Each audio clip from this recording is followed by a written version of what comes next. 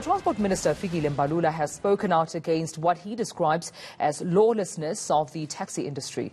Mbalula says government is in communication with the council, but there's no more money to give. Well, his comments came a short while ago during a briefing. This after the South African National Taxi Association had announced taxis will be operating at full capacity. ENCA reporter Barry Bateman was at the Mbalula briefing, and he joins me now. Barry, good to have you. We heard Minister Mbalula giving a stern warning to the taxi industry not to put people's lives at risk, also saying that there's still that conversation that still needs to be had with the NCCC.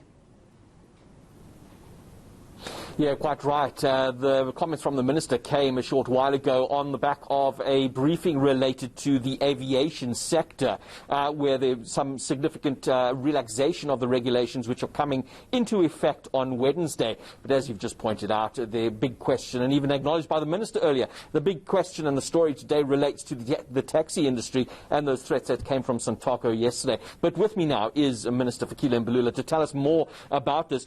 Minister, if we can, let's just start briefly on the main announcement that you made today related to the aviation sector. What are the big changes that we're going to see coming into effect on Wednesday? We said from the 1st of June, domestic travel in terms of aviation, domestic airlines will be allowed to basically get back to business. And we outlined 3 phases. So this is the second phase. We opened the first phase, which is the golden cycle, which included the big 3 airports. Now we go into the smaller airports: Port Elizabeth, Pietermaritzburg, Bloemfontein, Bramfisher, and then Mpumalanga. So those are the areas, Upington. Those are the areas that those are the airports that will be opening up, and we announced that. So we are left with the third phase. So the South African Civil Aviation Authority have satisfied itself that all is in order, and all the prescripts that come with the opening of these airports are perfectly in order.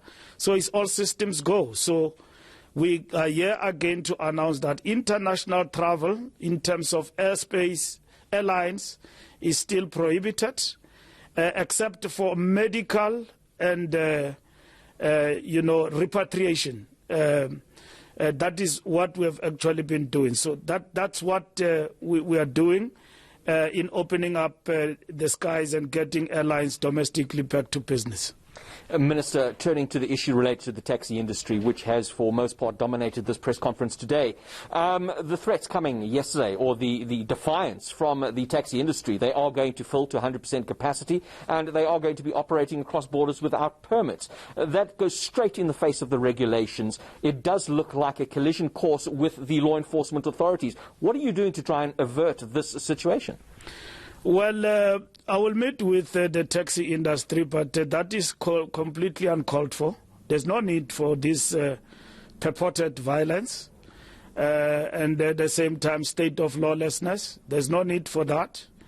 So the NCCC will meet, and as it meets, it considers all levels, including our proposals on the table about the opening up, or the introduction of the review of the regulation in relation to the taxi capacity, and also interprovincial, because inter-border travel is not allowed. You can't go to Mozambique or Swaziland or Zimbabwe, except those who are crossing the line and all of that. So I will say that there's no need for this, and honestly ask the taxi industry leadership, let's act responsibly. We're in difficult times. We've got to provide leadership. Unfortunately, they are elected to provide leadership. I know they are under pressure themselves.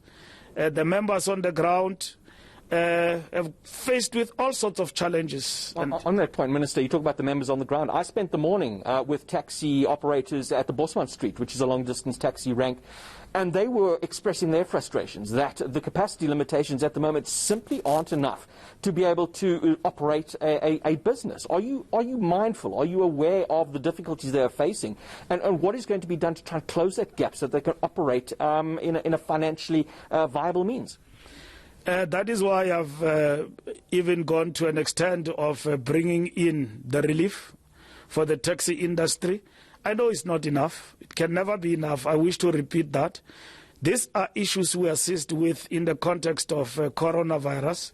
These are matters that I've got to place before my colleagues and continue to interrogate to say, how do we continuously assist this industry? Because at the present moment, taxi industry carries millions of our people to and back from work, and the trains are not working, and all of that. So they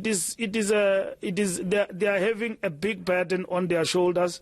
Of course, we must preserve lives. And in this particular instance, let us work together as we would have done from the onset.